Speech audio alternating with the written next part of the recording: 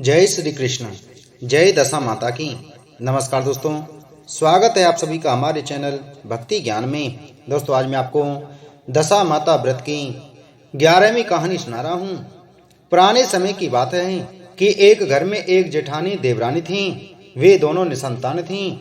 वे मेहनत करके पेट पालती थीं। दोनों व्रत पूजन कुछ भी नहीं करती थीं। एक दिन दोनों प्रातःकाल गांव में आग लेने गईं। उस दिन गांव में दशा माता का पूजन था, इसलिए उन्हें किसी के यहाँ से भी आग नहीं मिली। आग न मिलने पर जेठानी देवरानी से बोली, आज हम दोनों का भी व्रत रहेगा। शाम को आग मिलने पर ही रसोई बनाकर भोजन करेंगी। शाम हो जाने पर जेठानी अपनी पड़ोसन के यहाँ से आग लेने गई। पड़ोसन ने उसे आदर पूर्वक बैठाया। जेठानी ने पड़ोसन से पूछा, दशा माता का पूजन करने से क्या होता है? पड़ोसन ने बताया कि जिस बात की इच्छा करके डोरा लिया जाता है वह इच्छा पूर्ण हो जाती है। जेठानी यह सुनकर पड़ोसन से बोली, अगली बार जब डोरा लेना हो तो मुझे भी बताना, मैं भी डोरा लूंगी। जेठानी जैसे ही आग लेकर घर से बाहर आई तो उसे गायें चरकर आती दिखाई दी। ग्वाला पीछे आ रहा था। उसके कंधे पर एक बछड़ा था और एक गाय बछड़े को चाटते हुए चल रही थी। पड़ोसन ने ग्वाले से पूछा, तुम्हारी गाय के पहली बार प्रसव हुआ है क्या? ग्वाले ने बताया कि हाँ। पड़ोसन ने फिर पूछा, गाय ने बछड़ा दिया है या बछिया? ग्वाला बोला, बछड़ा है। यह जानकर जेठानी से पड़ोसन ने कहा कि घर जाकर दशा माता का डोरा ले लो। 9 दिन तक व्रत रखकर कथा सुनना तथा 10वें दिन सिर सहित स्नान करके पूजन करना। दशा माता चाहेंगी तो 10 दिन के भीतर ही तुम्हारी मनोकामना पूर्ण हो जाएगी। जेठानी ने घर जाकर सारी बातें देवरानी को बताईं। दोनों ने दशा माता से मनौती मांगी कि यदि हम दोनों की संतान होगी तो हम सुहागनों को न्योता देंगी। दोनों ने दशा माता का डोरा लिया। दशा माता की कृपा से डोरे की पूजा से पहले ही दोनों देवरानी जेठानी गर्भवती हो गईं। 9 महीने 9 दिन के बाद दोनों के यहाँ 2 लड़कों ने जन्म लिया। बालकों के नामकरण संस्कार के बाद देवरानी ने जेठानी से कहा, हमने जो सुहागनों को नौतने की मनौती मांगी थी उसे अब पूरा करना चाहिए। जेठानी ने कहा कि अभी ऐसी जल्दी क्या है? जब लड़कों का अन्नप्राशन संस्कार होगा तब सुहागनों को न्योता देंगे।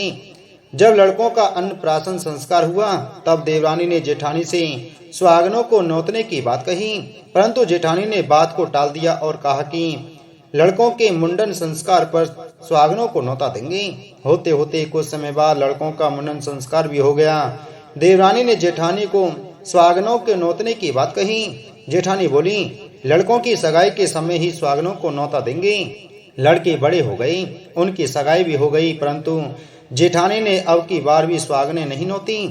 जेठानी बोली, जिस दिन लड़कों के फेरे होंगे उसी दिन सुहागनों को न्योता देंगे। इस पर देवरानी बोली, बहन तुम्हारी जब इच्छा हो तब सुहागनों को न्योता देना, परंतु मैं तो लग्न के दिन ही सुहागनों को न्योता दूंगी। देवरानी ने लग्न के दिन ही सुहागनों को न्योता दिया, परंतु जेठानी ने कुछ भी परवाह न की। लग्न के बाद मात्र का पूजन करके दोनों दूल्हे बारात सजाकर बैंड बाजे सहित ब्याहने चल दिए। देवरानी के बेटे का विवाह बड़े धूमधाम से सकुशल पूर्ण हो गया, परंतु जेठानी ने सुहागनों को न्योता नहीं दिया था, इसलिए दशा माता ठीक फेरों के समय उसे उठाकर के ले गई। दूल्हे के सहसा गायब हो जाने के कारण वर कन्या दोनों में हाहाकार मच गया। उसकी बारात खाली हाथ लौटकर घर आ गई, परंतु लड़की की माता बड़े संकट में पड़ गई कि इस अधव्याही लड़की से कौन विवाह करेगा। पड़ोसन की चतुर सुहागनों ने लड़की की माता को समझाया कि ब्याह का जो सामान बचा है उस सामान को लड़की के हवाले कर दिया जाए। लड़की भिखारियों को सदाव्रत देने लगी। एक दिन एक साधु तीर्थ यात्रा करता हुआ वहां आया। गांव से घने जंगल में एक पीपल का पेड़ था। लोग इस पीपल के पेड़ को पारस पीपल कहते थे। उसी पेड़ पर दशा माता का निवास था। साधु चलता चलता शाम को उसी पेड़ के नीचे ठहर गया। झाड़ूदार ने आकर उसी पेड़ के पास के मैदान में झाड़ू लगाई। भिस्ती ने मस्क से वहां पर छिड़काव कर दिया तथा माली ने यहाँ फूल बिखेर दिए। तब अनेक देवता अनेक प्रकार की पोशाक पहनकर आने लगे तथा स्थान पर बैठने लगे। सबसे बाद में स्वर्ग के राजा इंद्र का सिंहासन उतरा। इसी के साथ स्वर्ग की अप्सराएं आकर सिंहासन के चारों ओर नाचने लगीं। उसी समय अधव्याही लड़के को गोद में लेकर दशा माता पीपल के पेड़ से नीचे उतरी। इंद्र के साथ स्वर्ग से एक सूरा गाय भी आई थी। उसने 2 गिलास दूध दिया था। लड़के ने अधव्याही के भाग का 1 गिलास अलग रख दिया था। दूसरे गिलास का दूध भी पी लिया। जब तक अप्सराओं का नाच गान होता रहा, दशा माता लड़के को गोद में लेकर बैठी रही। प्रातःकाल होते ही देवताओं का दरबार भंग हुआ। साधु भी वहां से चलकर गांव में आया। साधु महाराज गांव में भिक्षा मांगते मांगते अधव्याही लड़की के घर पर पहुंचा। लड़की ने आदर पूर्वक साधु को बिठाया और भोजन तैयार किया। लड़की ने 3 पत्तल परोस कर रखे। पहली पत्तल अधव्याही अपने पति के लिए रखी, दूसरी पत्तल बाबा जी के सामने रखी और 1 पत्तल अपने सामने रखी। बाबा ने अपने आप कहा, वाह, जो बात मैंने रात वहां देखी वही बात यहीं भी देखने को मिल रही है। लड़की ने पूछा, क्या बात है बाबा जी? साधु बाबा ने बात टालते हुए कहा, हम बैरागी लोग ऐसी अनेक बातें कहते रहते हैं, तुम्हें ऐसी बातों से क्या मतलब? तुम तो भोजन करो और भगवान का भजन करो। साधु बाबा आगे आगे चले और लड़की उनके पीछे पीछे चलती रही। साधु बाबा लड़की को पारस पीपल के पास छोड़कर चले गए।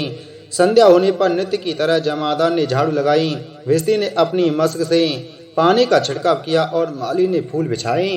देवताओं के राजा इंद्र आए। अप्सराओं का नाच गान प्रारंभ हो गया। उसी समय दशा माता पीपल के पेड़ पर से उतरकर दरबार में बैठ गईं। लड़के ने सूरा गाय का दूध लिया और 1 गिलास अधव्याही लड़की के लिए रखा। जैसे ही लड़के ने दूध का गिलास मुंह पर लगाया, त्यों ही लड़की दूसरा गिलास हाथ में लेकर वर के सामने आ गई। वह बोली, अपना भाग लेने के लिए मैं उपस्थित हूँ। मेरे लिए क्या आज्ञा है? मैं सेवा करने के लिए तैयार हूँ। तब लड़का बोला, मैं इस तरह से तुमसे नहीं मिल सकता। मैं दशा माता की सेवा में रहता हूँ। मुझे अभी दरबार में जाकर दशा माता की गोद में बैठना होगा। यदि तुम्हें मुझसे प्यार है तो दशा माता को प्रसन्न करके उनसे मुझे अपने लिए मांग सकती हो, तब मैं तुम्हारा हो सकता हूँ। लड़का दूध पीकर दशा माता की गोद में जाकर बैठ गया। लड़की अप्सराओं के साथ नाच गाने लगी। जब सवेरा हुआ तो दशा माता ने इस नई लड़की को बुलाकर पूछा, तुम कौन हो? तुम्हारे नाचने से मैं बहुत प्रसन्न हुई। जो कुछ मांगना है मांग लो। लड़की ने दशा माता से वचन ले लिया कि मैं जो कुछ मांगूंगी वह आप मुझे प्रदान करेंगी। तथास्तु कहने के बाद लड़की ने दशा माता से अपने पति को पकड़कर कहा, मुझे यही चाहिए। दशा माता ने कहा, तूने मांगा तो बहुत, परंतु मैं वचन दे चुकी हूँ, इसी कारण मैं तेरे पति को तुझे वापस देती हूँ। राजा इंद्र ने पूछा कि भगवती, यह सब क्या राज है? मैं इस राज को जानना चाहता हूँ। तब दशा माता ने बताया कि यह लड़का मेरे वरदान से ही प्राप्त हुआ था और इसकी माता ने मनौती मांगी थी कि लड़का पैदा होने पर मैं स्वागनों को न्योता दूंगी, परंतु उसने अभी तक अपना वचन पूरा नहीं किया। इस कारण मैं इस लड़के को विवाह मंडप से उठा लाई थी। यह लड़की इसकी अर्धव्याही पत्नी है और पतिव्रता है। पतिव्रता होने के कारण यह देव समाज में पहुंचकर मुझसे अपना पति मांग रही है।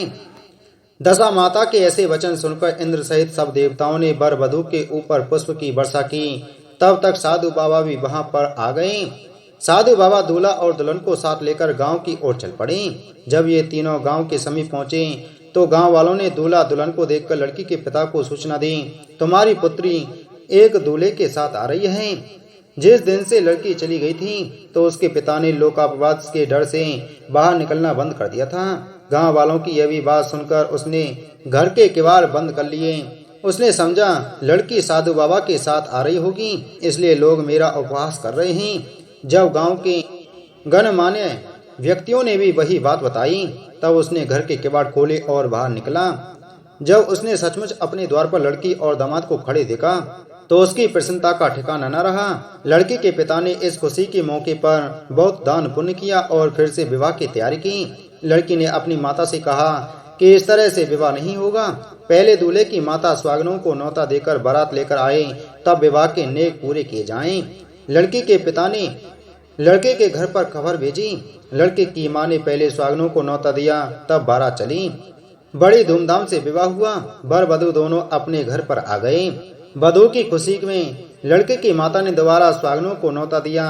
उसी समय से विवाह के दिन वर के घर पर स्वागनों के नौतने की प्रथा चली आ रही है। दशा माता ने जिस तरह सती की दशा बदली, वैसे वह सभी का कल्याण करें। बोलो दशा माता की जय।